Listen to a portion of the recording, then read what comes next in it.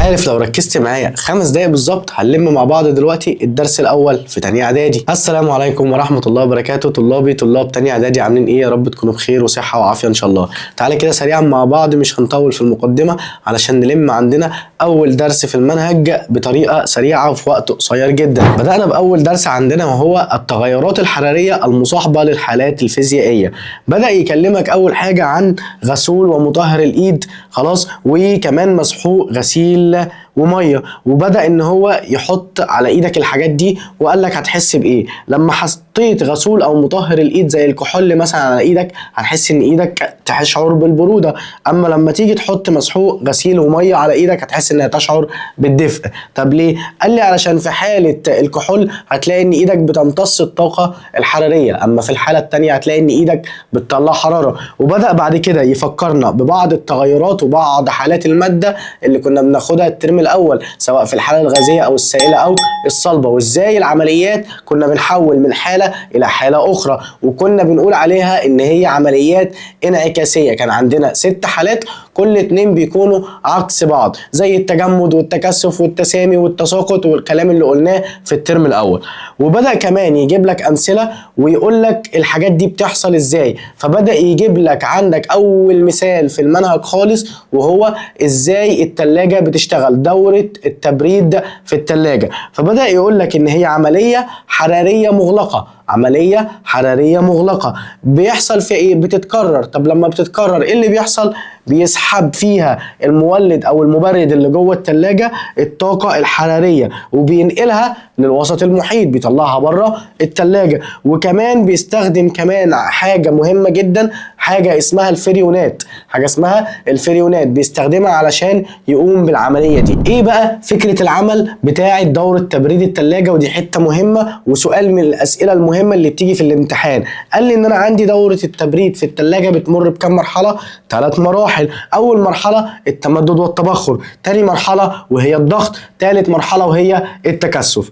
طيب وبعد كده بقى العمليات دي بتقوم ازاي؟ قال لي اول مرحله بتاعت التمدد والتبخر ان سائل الفريون بيمر جوه انابيب صغيره جدا، بيتحول الى حاجه اسمها غاز بارد. الغاز البارد دوت بنستخدمه في حفظ الاطعمه داخل الثلاجه، ودي بتكون عمليه مصه للحراره، بيمتص الحراره. بعد كده عندي الحاله الثانيه وهي الضغط.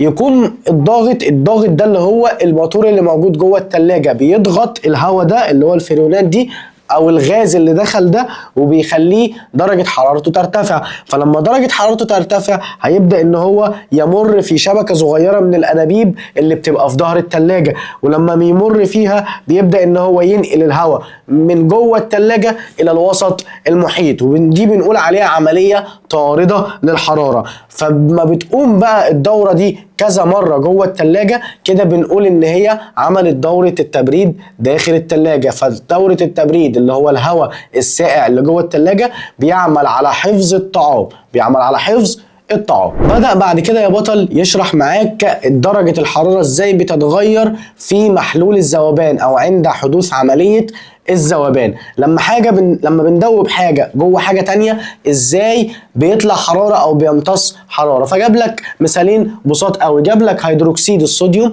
ونترات الامونيوم، جاب لك من ده 4 جرام وده 8 جرام. بص الكتلة بتاعتهم مختلفة، بس حط الاتنين في كوباية، الكوباية دي فيها 100 ملي لتر من المية، وكمان حط معاها طبقة عازلة من البولي إيثيلين اللي قلنا عليه الترم الاول، وبدأ يحط هنا ويحط هنا. اكتشف ايه؟ قال لي اكتشف حاجة مهمة جدا، ان في حالة هيدروكسيد الصوديوم ان درجة الحرارة الابتدائية اصغر من درجة حرارة النهائية، يعني T2 اكبر من T1. بس في الحالة التانية بتاعت نترات الامونيوم رغم اختلاف الكمية اكتشف ان درجة الحرارة النهائية اصغر من درجة الحرارة الابتدائية، T2 اصغر من T1. فاكتشف من هنا ان انا عندي حالتين للمواد، مواد طاردة للحرارة بتطلع حرارة، ومواد مصة للحرارة، مواد بتكتسب حرارة. ففي حالة هيدروكسيد الصوديوم قلنا عليها حالة طارده للحراره، برافو عليك، حاله طارده للحراره. اما في الحاله الثانيه بتاعت نترات الامونيوم قلت عليها ان هي حاله مصه للحراره. وعندك التعريفين بتوع العمليات الطارده او المواد الطارده والمواد المصه، تعريفين مهمين جدا. وجاب لك برضو في كتاب المدرسه امثله على المواد الطارده للحراره والمواد المصه للحراره، كم مثال كده عليهم، عايزك تحفظهم كويس قوي او تحفظ كم مثال منهم عشان ممكن يجي لك في اختر او اكمل او كمان صح وغلط. بدأ كمان يكلمك عن حته مهمه جدا وهي المواد المتهدرته والمواد الغير متهدرته. ايه هي المواد المتهدرته؟ هي ماده عاديه جدا بس حطيت عليها كم نقطه ميه، خليتها مبلوله شويه. ده بمعنى ايه؟ بقول لك عليه ان هو ده المثال اللي بيني وبينك، بفهمها لك بس عشان انت تفهمها، ان هو بيجيب لك ماده عاديه ويحط عليها شويه ميه صغيرين فاصبحت اسمها مواد متهدرته. طب المواد الغير متهدرته هي مواد كان فيها ميه وسحبت منها جزيئات الميه، خليتها جافه ما فيهاش ميه، مش مبلوله بمعنى صح باللغه اللي بيني وبينك. خلاص، يبقى عندي مواد متهدرته ومواد غير متهدرته. فكمان كلمك ان المواد المتهدرته دي لما بحط لها الميه، المواد الجافه اللي حطيت لها ميه بقول عليها بتعمل عمليه امتصاص للحراره، فهي كده مصه للحراره. طب لما اجي احول من مواد غير متهدرته الى مواد متهدرته بقول عليها ان هي عمليات طارده للحراره، بتطلع حراره. كمان قاعد يكلمك عن بعض الامثله، بس قبل ما نقول الامثله هقول لك حته صغننه كده خدها ليك. المواد المتهدرته بقول عليها مواد مائيه، ليه؟ عشان فيها جزيئات ميه. اما المواد الغير متهدرته بقول عليها المواد اللا مائيه، ليه؟ علشان ما فيهاش جزيئات ميه. وبدا يجيب لك مثال على كبريتات النحاس. كبريتات النحاس المتهدرته اللي فيها ميه بيبقى لونها ازرق، اما كبريتات النحاس الغير متهدرته بيبقى لونها ابيض. يبقى لو جاب لك في الامتحان كبريتات النحاس وقال لك عايز اعرف هي متهدرته ولا لا، هتقول له كبريتات النحاس المتهدرته لونها ازرق، اما كبريتات النحاس الغير متهدرته لونها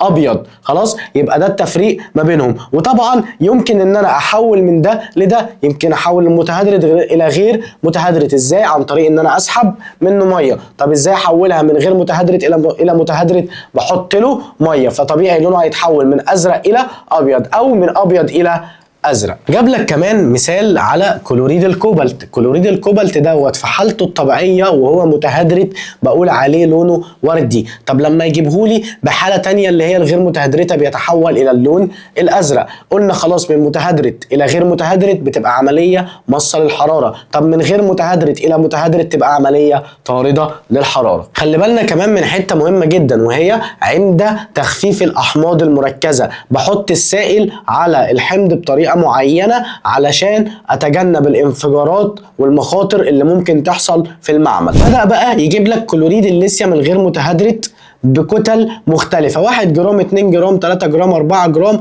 وبدأ يجيب التي 1 والتي 2 ويطرحهم من بعض عشان يطلع لك الدلتا تي. لاحظ ان كل ما الكتلة بتزيد درجة التغير في درجة الحرارة بتزيد معاها، فمعنى كده لو خدتها انت في بالك اسمها ان ما بينهم علاقة طردية، علاقة طردية. كمان بدأ يكلمك في اخر حاجة خالص في الدرس الاولاني عن التطبيقات الحياتية. تطبيقات حياتية على ايه؟ حاجات بنستخدمها موجودة عندنا اسمها الكمادات الفورية الباردة والساخنة. طيب دي بستخدمها ليه؟ هي كمادات بستخدمها مرة واحدة، عبارة عن كيس صغير كده جواه مادة كيميائية وجواه مية ما بينهم فاصل صغير جدا. لما انا اجي افصل دولت عن ديت بتبدأ المادة الكيميائية تختلط مع المية. فعندي الكمادات الضغط الفورية الساخنة دي بيبقى جواها ملح كبريتات المغنيسيوم، اما الباردة بيبقى جواها ملح نترات الامونيوم. طب في حالة المغنيسيوم ده بيكون ذوبان طارد للحرارة، اما في حالة نترات الامونيوم بيكون ماص للحرارة. طب في الحالة دي ايه الفايده ما بين او ايه الفرق ما بين الساخنه والبارده؟ قال لي ان الساخنه دي بستخدمها في تخفيف الام العظام المرتبطه بالعضلات، يعني بخفف الالم او الاجهاد اللي موجود في العظام والعضلات. اما البارده بستخدمها في تخفيف حده التورم، زي ما كده يكون عندك حته ورمه في جسمك يقول ماما تقول لك ايه على طول؟ هات حته تلج حطها عليها. تمام؟ فدي نفس الفكره بتاعه الكمادات الفوريه. طيب جه بعد كده قال لك لك ان الساخنه ديت ليه بحط عليها حاجات زي كمادات الضغط الساخنه؟ قال لي علشان هي بتعمل على توسيع الاوعيه الدمويه، بتخلي الاوعيه الدمويه بتاعتك ان هي تكبر او توسع، فلما توسع بتزيد تدفق الدم فبتقلل الالام. طب الناحيه الثانيه هتلاقيها عملت العكس، هنا بتضيق الاوعيه الدمويه فتخلي الحته الورمه في جسمك ما يوصلهاش الدم بسهوله، فبالتالي بيقلل من الورم. وبس كده يا عم الكيميائي، ده كده كان اول ملخص درس الاولاني عندنا في المنهج. لو استفدت اعمل متابعه وكمل معايا علشان هنزل كل الدروس بنفس الطريقه، شرح بسيط. كان معاكم مستر احمد الديب، استاذ العلوم والعلوم المتكامله بالاسكندريه. سلام.